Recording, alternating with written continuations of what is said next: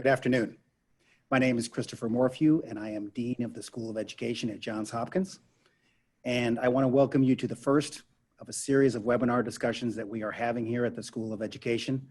We're calling this series Impossible or Imperative. Our topic for today is the politics of reopening and operating schools in a pandemic. As we have just seen in the introduction, the issue of reopening schools has moved beyond the field of education. Reopening schools in our country has become a highly partisan issue. You can't turn on a television, listen to the radio, or check your Twitter feed without a discussion of how and when America should reopen its K-12 schools. Today, we've invited a panel of some of the nation's top education and policy experts to discuss this very challenging landscape. What does this mean for our schools now? And what does it mean for our schools and K-12 education post-pandemic? So first, let me introduce our panelists. I'd like to welcome Nancy Grasmick. Nancy is our Maryland's first female state superintendent of education and the nation's longest serving state superintendent of schools.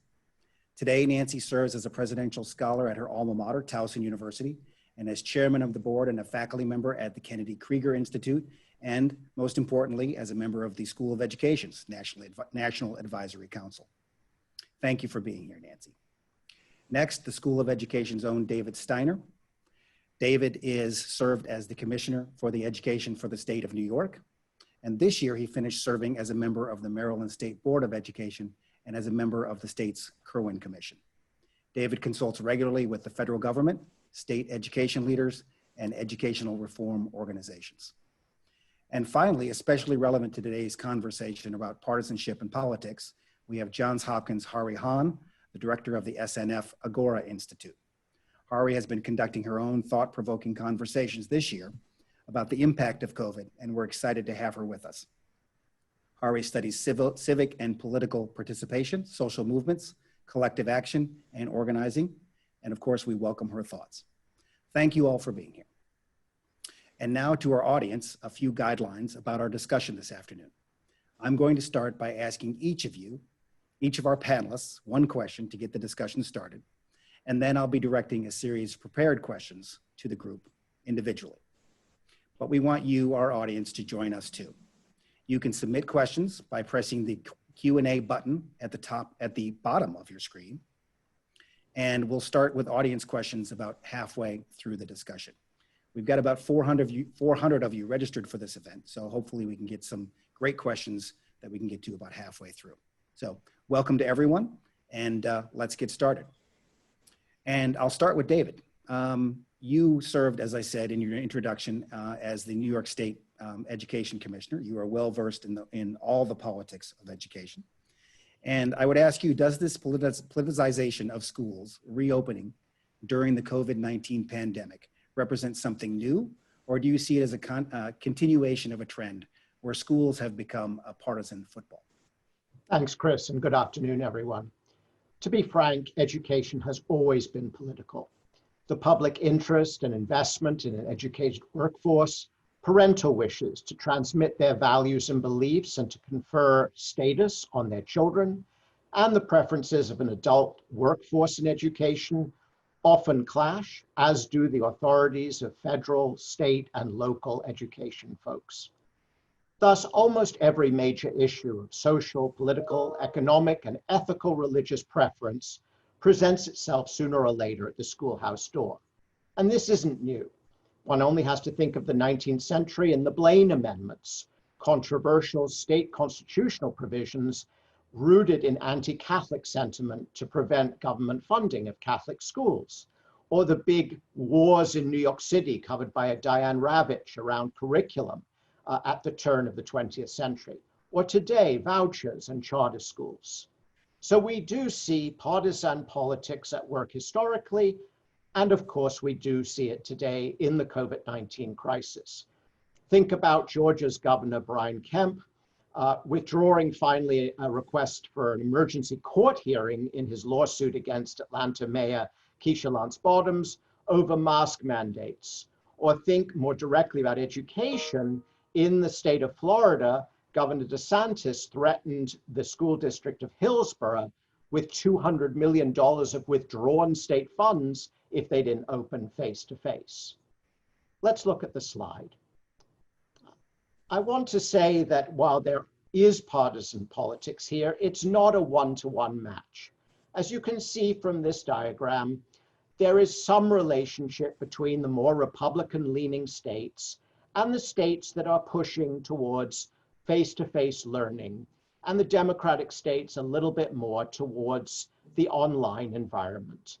But there are so many other cross-cutting currents.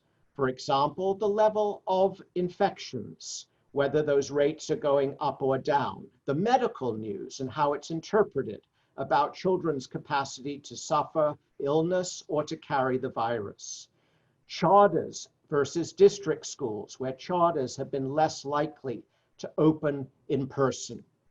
And from different subpopulations. It may surprise our audience to know that low-income and minority parents who will face deeper challenges in terms of childcare if they keep their children at school as opposed to at home are nevertheless far more likely to support at-home remote learning than their more affluent white peers.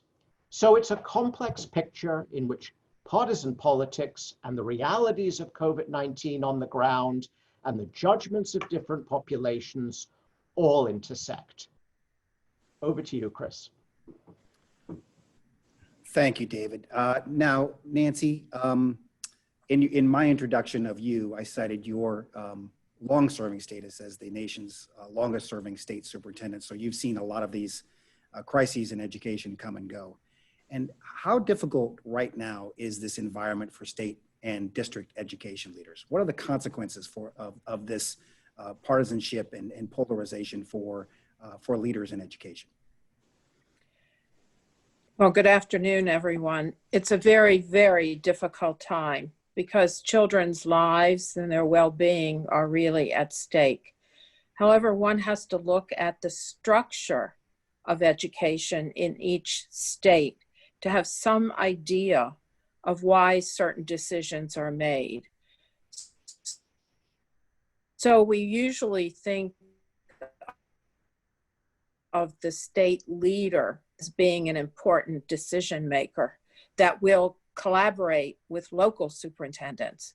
But there are three different ways in which those individuals are appointed, and one is by the governor, a member of the cabinet.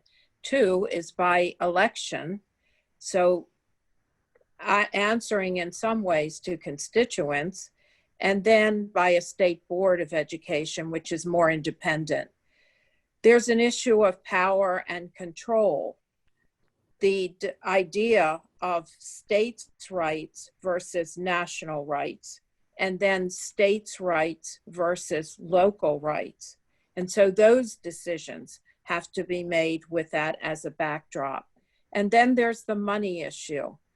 State and local jurisdictions contribute the largest amount of money to education in this country. Federal dollars are much less. And so there's a feeling of power among the state and local jurisdictions for their contributions to education. And finally, the unions, who serve in a very important role throughout this country in educational decisions. The bottom line is that superintendents locally and at the state level really care about the metrics. However, these other forces often place them in a corner where it's difficult to make decisions. And then the unions take a position which makes it difficult for teachers who usually belong to the unions, and they want to collaborate with those union leaders for decision making. So we should be guided by metrics, but there's a concern about all of the backdrop that I've just described in decision making. Thank you, Nancy. Finally, Hari, it's your turn. I cited in my introduction of you your expertise around partisanship in politics. what are the longer term impacts on highly institutionalized organizations like education that become embroiled in polarized debates like this? Yeah, thank you, Chris. And let me just start by saying thank you for inviting me to be a part of this panel, such a distinguished panel. And so I appreciate the opportunity to speak with you all. I really agree with a lot of what both David and Nancy said about the political currents that shape so many decisions around education. Maybe what I can do is put this current moment of polarization that we're in into a little bit of context to think about sort of how this debate around school reopening is nested within a set of broader kind of historical and current trends. So if we look at the data on polarization, it is true that we, as measured by polarization at the level of political elites, and by this I mean elected officials, members of Congress, state legislatures, things like that, that we're in the highest period of polarization in American history. But polarization itself is not a unique feature to some of the points that David made in American politics. And so just recently I was reading for another project some of the party platforms from the 1890s, which is a period in history that really mirrored the period that we're in right now. And, in the Republican Party platform, they said they accused the Democrats of sacrificing patriotism and justice for a supreme and insatiable lust for office.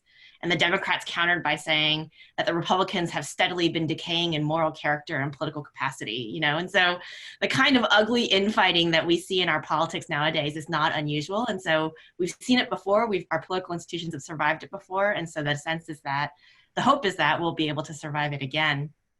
What is interesting about this particular moment, though, is that because the parties at the elite level have polarized so starkly, that what we see in the mass public is that people have begun to sort themselves much more clearly into different camps, into different political camps. And so it used to be, for example, in the 1950s, that you could still be you would still have more pro-gun Democrats, or you would have pro-choice Republicans, or, people who didn't necessarily fit within a certain ideology of their party. And we're seeing less and less of that now. And so, part of the reason why we see that is that what we find is that people's reactions to a lot of political events like school reopening often aren't shaped by some clear underlying ideology, right? So it's, the kind of famous saying is that, politics is a mere sideshow in the circus of life, right? And so most people are too busy taking care of their kids, trying to figure out so many things that they don't have time to pay attention to or think through the complex dynamics of, if I believe in states' rights, what does that mean about how I think about this issue or that issue or this particular moment in time?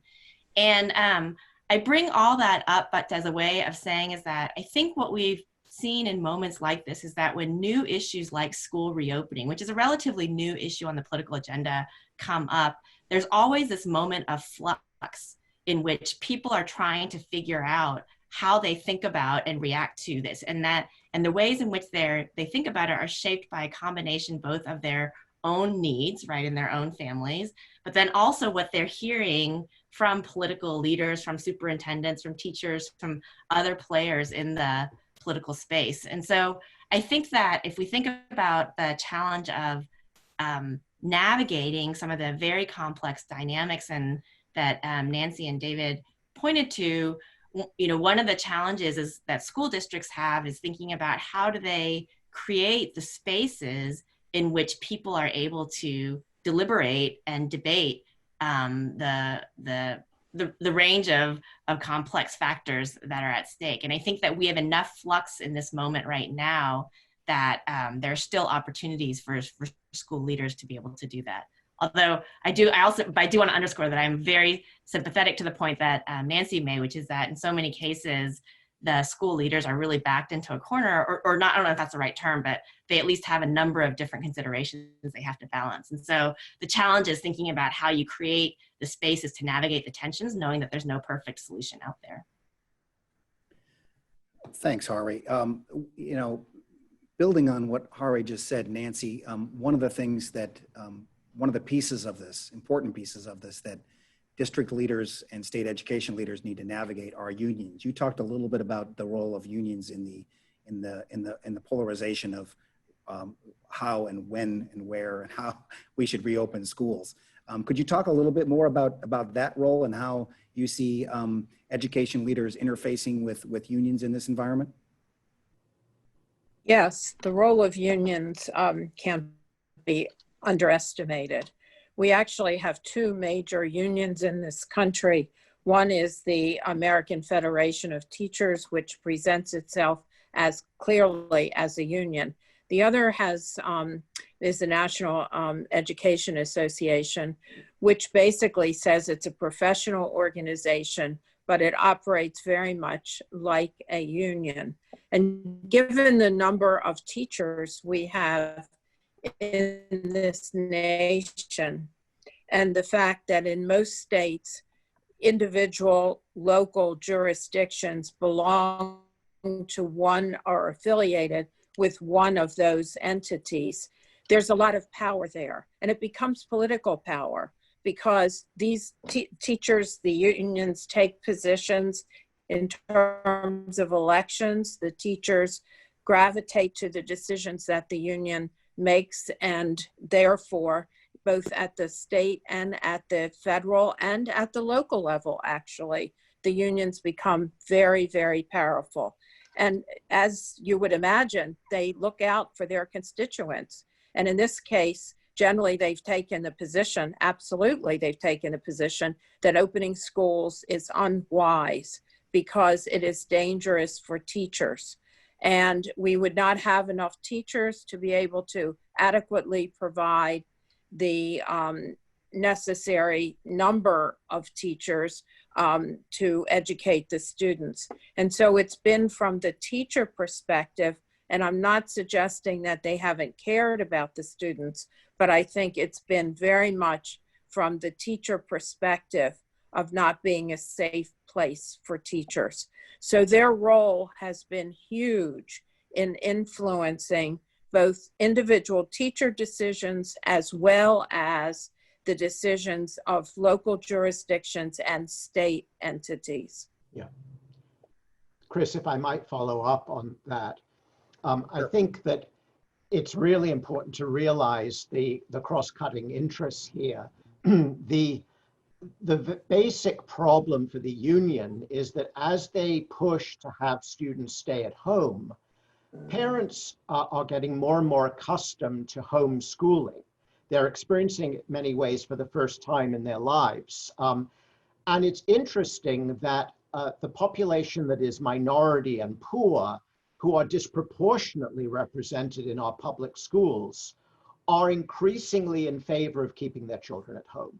And so one of the paradoxical longer-term impacts of the union's position may well be to increase the pressure for choice, increase the pressure for educational savings accounts, tax credits, vouchers that will enable minority parents, underprivileged economically, those families to keep their children at home, to enable them to be, as is now the phrase, in micropods, taught by teachers that they bring on board.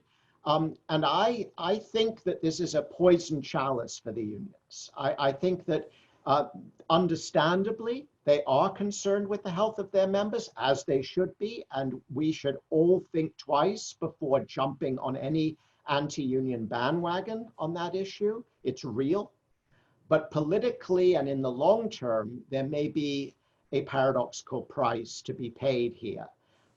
These are the long-term consequences that are so far not on the radar screen, but we know that epidemics and issues like COVID historically have had these major long-term impacts. Thanks, David. Hari, getting consistent with what Nancy and David are just talking about, you know, you were saying that these positions the people take on these polarized issues aren't always shaped by ideology. When it comes to, you know, David just mentioned what parents are learning about schooling, what parents are learning about their own children and education as a result of this. How do you think this is, how do you think different families, Democratic families, Republican families, suburban families, what's shaping their position here, right? If it's not ideology, what do you think is going on here? Is it just simply coming from what they're hearing from the media, from the president through the governors, et cetera, or are there other factors that are going into what's shaping the positions of families here? Yeah, that's a really good question. And I have to say, so we have children at home, and one of the things I learned last spring is that I'm a very bad third grade teacher, right? And so we're all kind of facing different challenges in different ways. And last spring, when the quarantine first happened, I worked with some colleagues at the Johns Hopkins School of Public Health to do a national survey of a representative survey of adults to try to understand how people were making sense of and interpreting the pandemic. And at the time, school reopening wasn't the hot issue that it is right now. So we didn't ask about that issue in particular. But one of the things that we did ask about was where people are turning to get their information and who do they trust as trusted sources of information. And a couple things emerged from that study. One is that there was no one institution that people trusted very much, to be honest. And so I think the highest levels of trust that we found were in like CDC or public health leaders, that we found somewhere between 50 to 60% of people said they turned to and trusted them as a source of information. But political leaders, like everyone had already become very politicized. And this is back in early April that we found those results. And I think that has only been exacerbated since then. But we did ask about local school leaders, local law enforcement, other kind of entities like that. And what we found was that even if people at the time didn't necessarily see school leaders as someone that they would ask for information about the pandemic, when they asked, like, do you trust them, they did tend to trust their school leaders, that there was that sort of local, I think, relationship that helped. And so that reinforces, I think, some findings that have emerged from some other research where people have done studies on things like anti-vaxxers or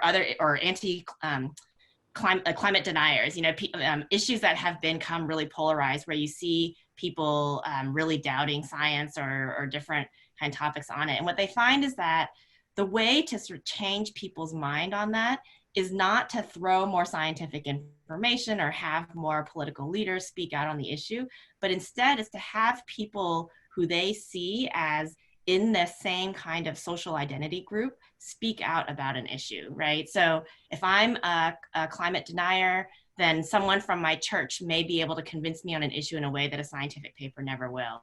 If I'm an anti-vaxxer, another mom who's in the same play group as me might be able to convince me in a way that other people never will. And so the question, I think, on the schools thing is where are the networks of relationships and the peer relationships that people are turning to that are able to shape and open people's mind on a set of very complex questions. I think the word that David used about cross-cutting issues is exactly right. Like, this is one of those issues where there are so many currents that are cutting across each other that, we all navigate our social identities in complex ways and have to find places to be able to have those conversations in that kind of fashion. Thanks, Harvey. And for the record, I will agree with you. Being a third grade teacher is very, very hard. Yeah. Being a very good third grade teacher is even harder. Even worse. Yeah. So David, you mentioned the potential of a poison chalice, as you said, for unions on this issue and what they might be getting themselves into in terms of exposing parents and schools to other options, I think is where you were going with that. What about Hari's point here? Confidence in K-12 schooling as an institution. I think COVID has really potentially done some harm to government agencies such as the CDC, the FDA, some other ones where we can see the products of the public's lost confidence in these organizations. What about K-12 schools, public schools? Yeah, what's the danger there? Great question, Chris. So look, the schools will tell you, the public schools will tell you, with some justice, I might add, that they were faced with an impossible challenge, right? To flick a switch and create effective online learning. Here in Baltimore, we have thousands of children whose families don't have access to a good internet connection or to the hardware, right, to use it effectively. And yet, inevitably, what the reaction of parents has been, understandably again, is that remote learning doesn't work. We know that almost a quarter of children in these high needs neighborhoods have never logged on to an online lesson. Just think about that. We know that the learning melt that always occurs during the summer and hits underprivileged children much more aggressively because affluent children are put into rich learning environments because their parents can afford it, that learning melt is exacerbated for the COVID situation for underprivileged children. So if you're a parent looking at your children, learning less and less, right, in this remote learning, becoming more and more passive aggressive as we see with the screen presence every day, you're inevitably going to say, what is this system giving me after all, right? What is my public school system offering my child?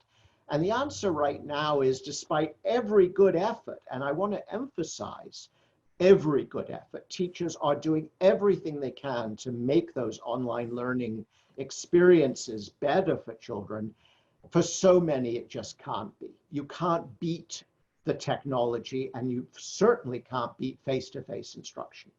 So at two levels, and I'll close with this, at one level, both universities, and you're the expert there, Chris, but on schools, what we at the Johns Hopkins Institute that I have the privilege of leading are seeing is that parents are asking very deep questions about the purpose of public education in a way they haven't before.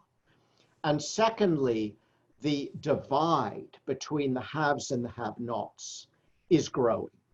And it is the have-nots who are the staple of the public school system in this country. And that, again, I think is going to have long-term consequences. Thanks, David. Chris, I would just like to add one Sure. point, and that is, I agree with what David has said. I do think it has been very erratic what has been offered to students based on individual school efforts, individual jurisdictions, et cetera, across the country. And so I would say when you think about 12% of the students in public education being students who have disabilities, there have been some extraordinary examples of efforts. I happen to be affiliated with Kennedy Krieger, so I just will mention that. But there are other places where they've done a magnificent job. So I think it has been totally uneven in terms of what's being offered, even in more affluent areas where the quality of what's been offered is very limited. So I'm just saying that I don't think as nationally, and I think even with the great work of the Kirwan Commission, there has not been enough emphasis on virtual learning. And I do think that it will become a more significant part of our future educational goals.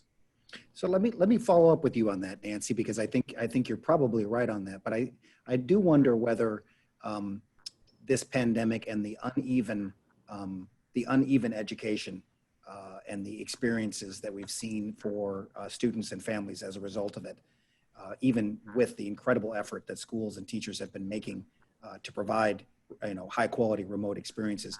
Do you think it's exposed a bit this whole notion of technology as a panacea and its ability to deliver education virtually and at the same high quality level?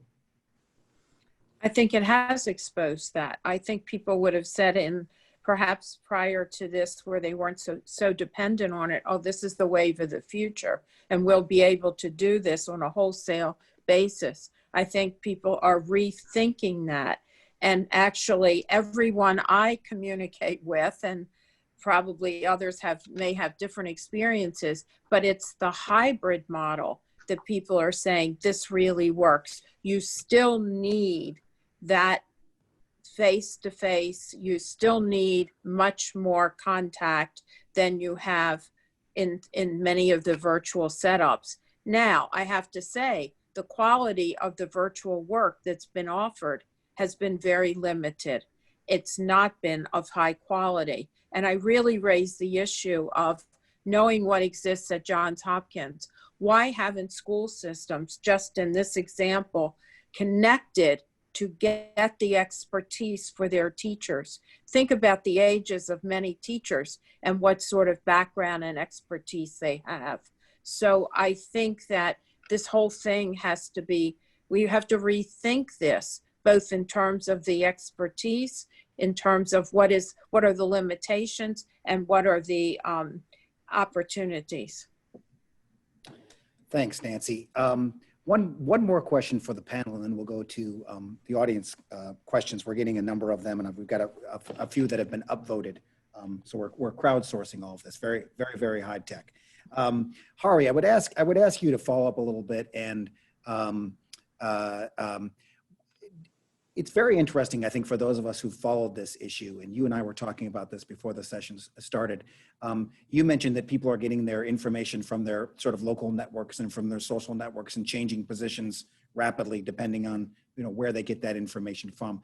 Has this pandemic and the response to it for schools exposed new fault lines around sort of issues around these big issues around local control, which has historically been a huge issue in education? Or would you expect that Republicans and Democrats may, in the next crisis or in the next situation, go back to more traditional positions, depending on, again, who and where they get their information from?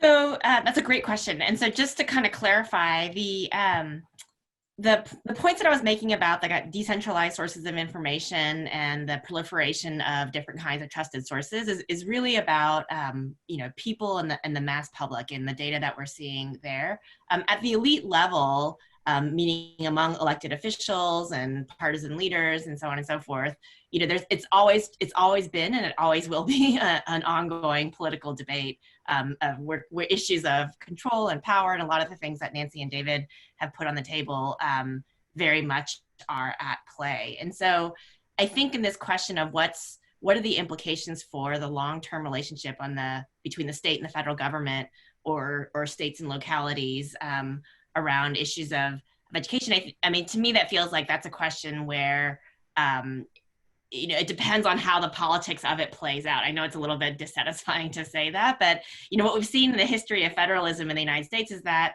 it's gone through different phases throughout American history, depending on the kind of changing relationship between federal and state government. I think we're in another moment of flux right now because our whole society is in a moment of flux, and exactly how that's going to shake out, I think, is still to be determined.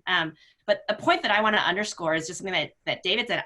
To me, the questions of inequality are in some ways, I think, more challenging. Like, I feel like the state federal issues are going to play out in a political arena that's already been defined. The questions of inequality and how those play out, I think it's really a wide open question as to who's going to be the political voice of the underprivileged students and the students that traditionally haven't had the resources to advocate in that political arena in the same way. And I think that's a really big and pressing both moral and political question for us to contend with. Yep. Thanks, Hari. And, building off of that idea, this inequity that I think the pandemic has exposed in our schools and our schooling.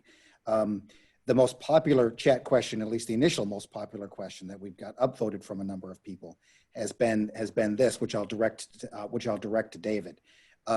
What is the probability that COVID-19 learning losses will be fully recovered before the end of the 2020-2021 school year? And what will be the consequences for K-12 school leaders if they've not recovered? The chances are zero. That's the easy part of the answer and the sad part of the answer.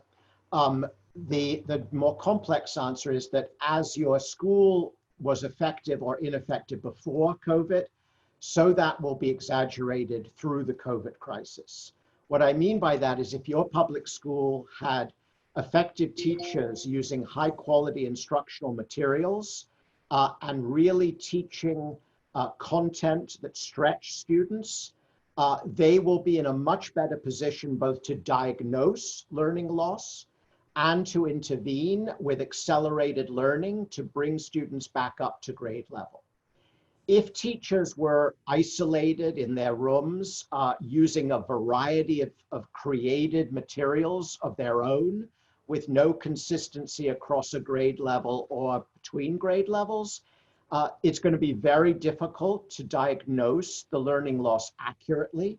There are already states that are saying they don't want state tests at the end of this coming year. None of us had state tests this last academic year.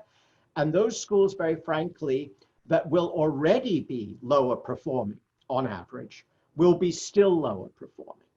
I hate to say this, but the truth of the matter is there'll be lifetime damage to those children.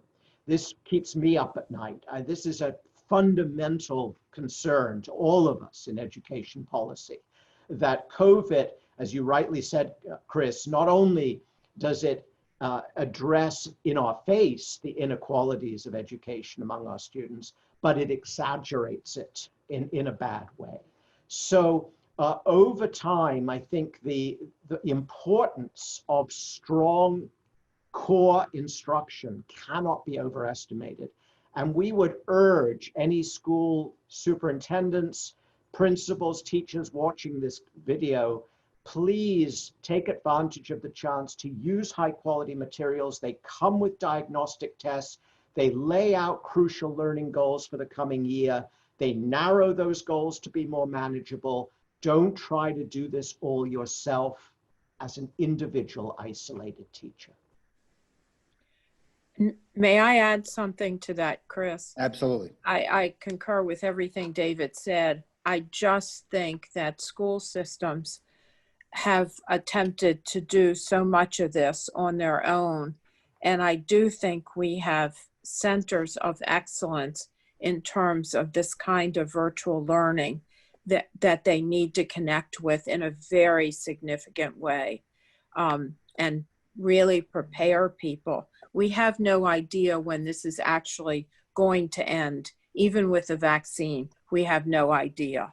And so we have to begin to think in terms of how we can enhance the skill sets of both teachers and what the school is offering generally, because these holes in the educational trajectory for these children is just, the consequences are enormous. So thanks, Nancy, and thanks, David. So David, going back to a comment you made earlier, we're getting a lot of questions from the audience, and I think for you to speak a little bit more to it. The question is, please provide the source of information about lower income working families being more likely to choose virtual school over face-to-face school. You talked a little bit about choice early on. Yes, certainly. I will put that on a website with the full citation and make it available, Chris. I'm sure our technology team will do that. So I will make that available to everybody with the numbers. So just to be specific, a majority of families making less than $50,000 versus those who make more, African Americans versus whites.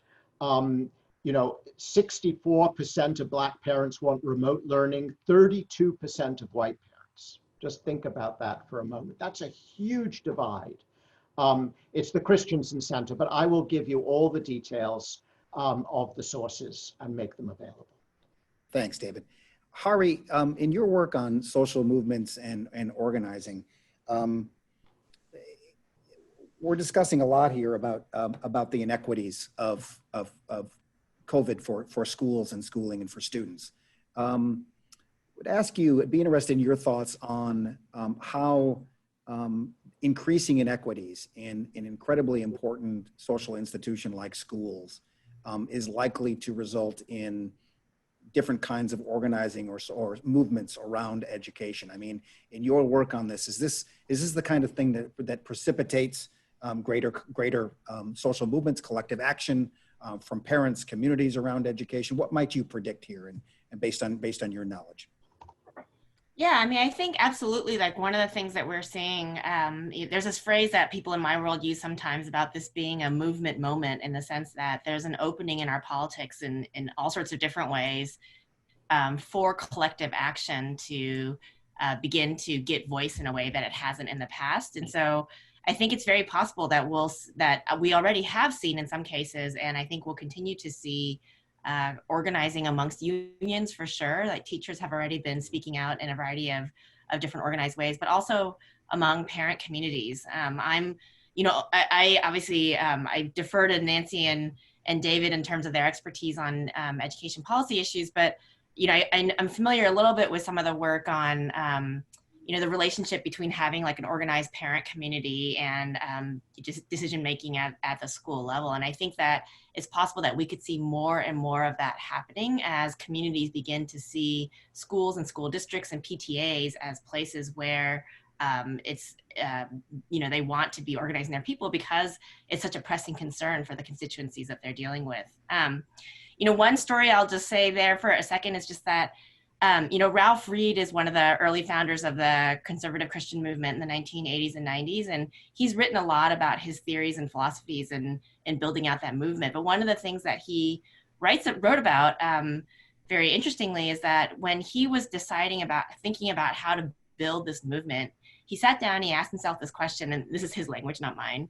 What is the housewife at the kitchen table? Like, what is she worried about? And he said, well, she's worried about the moral education of her children. And so that's how he decided they're going to organize around school districts, around PTAs, around sex ed, all the different kind of issues that became a big part of their agenda. It was a very intentional choice. And schools, it turned out, became a very powerful place through which to build a bigger national movement for a variety of different reasons. And so I think it's possible that there is an opening here where if you could build a collective kind of parent voice on some of these questions, that it could change the conversation in important ways. Well, and I think it's going to be very interesting, Harvey, when as we see sort of these learning micropods and all these other things that are organized by highly engaged parents with means, access to resources. I think typically it's going to probably change their perspective on what it means to be a teacher, what a school looks like, getting back to David's question around sort of charters and choice, and maybe people who had never thought about, investing this kind of energy or work in their own children's schooling are going to take a very different perspective on it as a result of it. And I think that could turn out many different ways. Yeah, that's right. So another one of the questions we're getting from the audience that other people are upvoting is, we've mentioned several times, I think both David and Nancy have mentioned this. I'll direct this to Nancy. We've talked several times about the erratic or uneven offerings that schools had put forward in March, right? Asked overnight to turn their systems from face-to-face to remote learning systems. As a result of that, I think it's understandable why some of those offerings were erratic or uneven.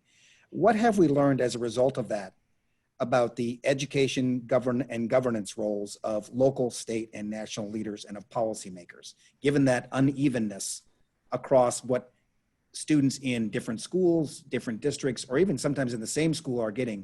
Do you think there are any lessons learned there for education governance at the state level, for example? Yes. Thank you for the question. I do think it's given high visibility to the disparity, not just the disparities we've spoken to in terms of students who come from lower income circumstances, et cetera, but disparities, as you've suggested, even in a single school or a school district. And I think some of this goes back when we look at state by state, what is the local statewide, local state control, because I go back to something like Race to the Top, which gave large sums of money to states that were willing to embrace the Common Core standards that the federal government was trying to implement in terms of education across the country to be much more analogous to many of the European countries, et cetera. And so there was tremendous backlash to that. But I do think that states, given state control, have the opportunity to set standards. They can be, as we did in Maryland, I'll use it as an example, they can be common standards, and local jurisdictions have the ability to raise those standards a great deal. But I do think we need a set of standards, and I think parents should demand those standards because they have to judge the quality of their child's education against those standards. And so when it was mentioned about really empowering parents. I think they need something that will enable them to be empowered. I also think that superintendents work very, very hard, local superintendents, to try to ensure some evenness and height and quality among teachers. But I think it really takes what we believe in terms of the leadership of individual schools, that principals have to be in those classrooms, have to assess what is the quality of what is being offered to those students. And in a virtual situation, which we're in now with most of our school systems, I think it's even more imperative that the leadership within the school system has to ensure people have the requisite skills to be able to offer the academic material in a way that is excellent. And I don't think we're there yet. And I don't think that there has been enough collaboration between institutions of higher education and local school systems to enable that to happen across the board, not just new teachers who are being prepared, but actual existing teachers. So I think we have a long way to go, but I think we need to begin, because if this is going to be even a portion of the child's education, we have to ensure that there is equity across the quality of what's being offered. I would add, I agree entirely. I have an urgent concern that we are going to do remediation as usual here. We're going to try to say, you know, children are way, way behind now, so let's reteach them what they should have learned 2 years ago, 3 years ago. And we know from endless research, this just doesn't work. It locks them into their disadvantage. We have got to work to accelerate the learning. Everyone is concerned with the social emotional well-being of children, but to react to that concern by sort of giving way to just under teaching them is going to redouble their disadvantage. Yeah. And the anti-testing movement, which was of course strong before COVID, now has an even greater bite. Everyone's going to say, oh, we mustn't test because it will upset children. I actually think it upsets adults more than it upsets children. If we don't know what our children don't know, how can we possibly focus the teaching to make the best difference for a child? So there are all sorts of traps here. They're well-intentioned, these policies, but they don't work. So thanks, Nancy and David, for that. I have a couple more questions from the audience that are getting upvoted that I want to share, and let me direct this to Hari. It's a question that I think she can provide some insight on, and this is from someone I actually know, one of my favorite Maryland legal minds. And this person reports that teachers that I know actually have a very diverse response to the returning to school question. I think that's true of teachers I know as well. Some definitely think that they have to go back, that they should be going back for their kids. Others are reasonably scared of what going back to the classroom might mean. And I think this person connects that question, that observation, to a question about teacher union leadership, and asks the question: is it possible that teacher union leaders are under the influence of political entities trying to represent the teacher union constituency to support one political platform or another here? So is this, do you think that's what's potentially happening here, Ari? So I would just start by saying that, that echoes my experience too. Like, certainly all the people that we know who are teachers have, have run the gamut of responses to it. And I think that's true for any kind of complex political issue that you see, that often, those who are most affected often do have a diverse range of perspectives. And so, are the teachers' unions representing their voice in I'm not sure if the question means sort of like, are they misrepresenting teacher voices in some ways, or struggling to represent them in the right way? I think the answer is probably yes. Yes, in the sense that like any kind of constituency-based organization always has to take into account a diverse range of perspectives among its among its population. And so I think unions probably are trying to balance both the preferences of their members and the other political considerations that they're having to take into account in making those choices. Now, is that unusual in this kind of situation? Not at all. I mean, that's very much how these organizations play out. There's a famous book by a Nobel Prize winning economist, Albert Hirschman, called Exit, Voice, and Loyalty, where he talks about how, you know, in the logic of markets, right, is one of exit, it's one of choice. So if I don't like Cheerios, I just go buy Chex. If I don't like Heinz ketchup, I go buy Hunt's, right? I can choose when I don't like a product to just go somewhere else. That's the logic of exit. But his argument is that the logic of political organizations, which unions are, is really the logic of voice, right? So if I don't like a product or a stance that the organization is taking, then my responsibility is to exercise voice, is try to fight for and advocate for what I think is the right thing within the organization. And so you always see in good constituency-based organizations that kind of back and forth going on internally, even as the organization seeks to represent the voice of its members in the public arena. And so that's a constant tension. I don't doubt that it's at play here as well. So we've got just a few minutes left, and we've got a few more questions, but I want to make sure in our timeline here that we give each of our panelists a moment to leave us with any parting thoughts. So I'm going to ask this broad question to the three of you, and then I'll start with David, and then we'll go to Nancy and finish up with actually we'll go with Nancy, Hari, and finish up with David. What might all of this mean for our schools post-pandemic? We've been focused a lot on what's happening right now in our schools, right? And there's a lot of unevenness. There's a lot of concerns about inequities. There's a lot of concerns about learning and testing and what this all might mean for the here and now. But what do each of you think that this might mean for our schools post-pandemic based on your own expertise? So let me start with Nancy, and we'll go from there.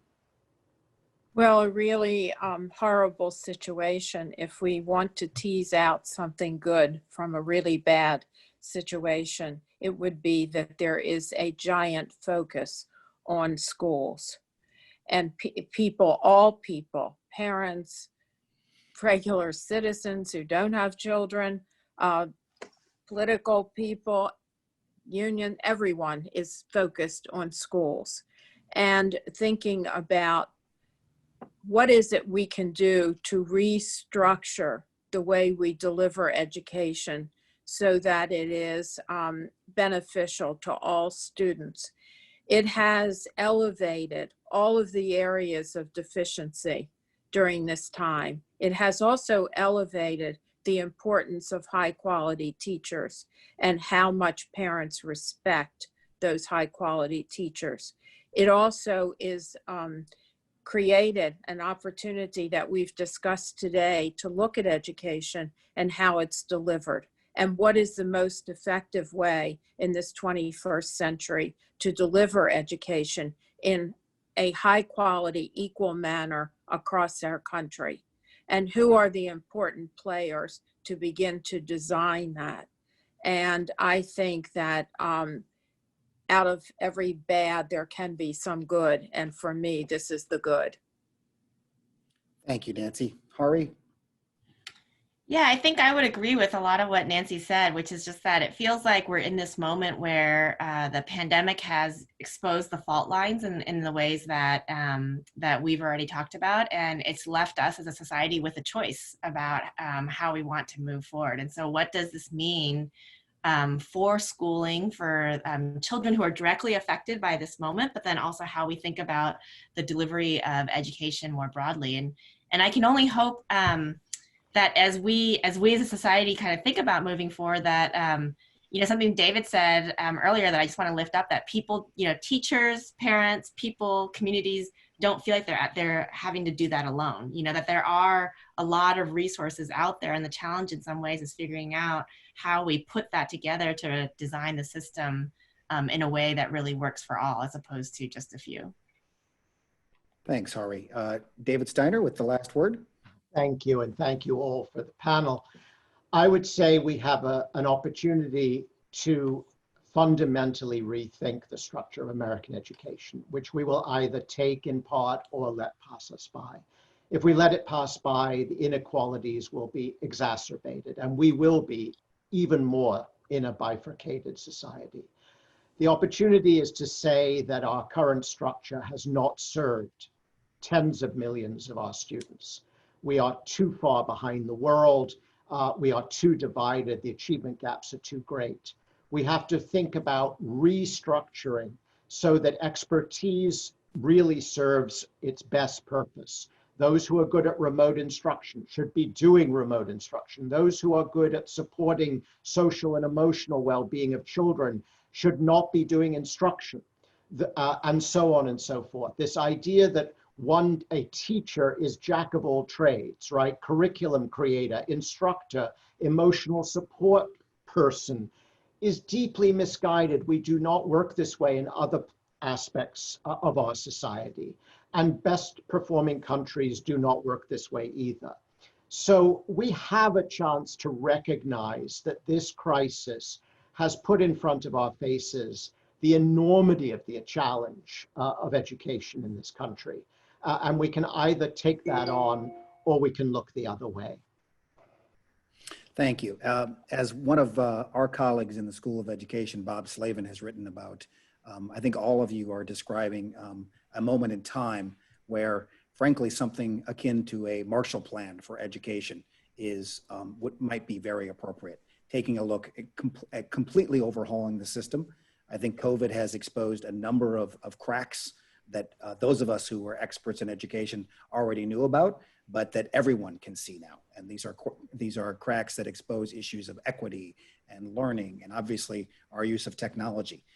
So there's a great opportunity here, and I hope that this is an opportunity as a nation that we could seize and really choose a path to reform and improve our educational system. So I think that would be a wonderful outcome. Let me stop there and thank our panelists. Great job. Thank you for taking us through a complex discussion, highlighting some very important points for all of us. Let me also thank the audience. We had about 400 of you registered for this event. We had a dozen or so questions that went unanswered as a result of running out of time. That's the bad news. The good news is there's going to be more of these webinars coming up, so you can come back and you can ask your questions, many of which I think were about actually our next topic. So next week, on August 25th at 1 p.m., we are going to tackle the equity issue. We've been talking a lot about it today. Some of the questions that we weren't able to get to today were about equity, fairness in schooling, and we're going to tackle the issue with a who is left behind panel as we look at critical equity issues in the push to reopen and operate schools. So we invite you to register for this upcoming session.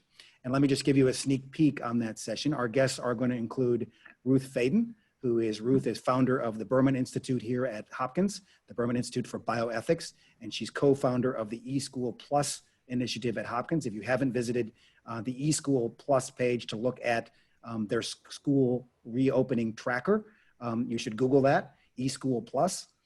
Joseph South is going to be with us. Joseph is the Chief Learning Officer at ISTE, the International Society for Technology in Education. And finally, we're going to have Cheryl Holcomb-McCoy, the Dean of the School of Education at American University. So thanks to the audience, thanks to our panelists again, and thanks to all the School of Education staff who are working behind the scenes to make all of this happen. This is a community effort, and we look forward to seeing all of you at our next presentation on August 25th at 1 p.m. We're going to be talking about who's left behind. Thank you again.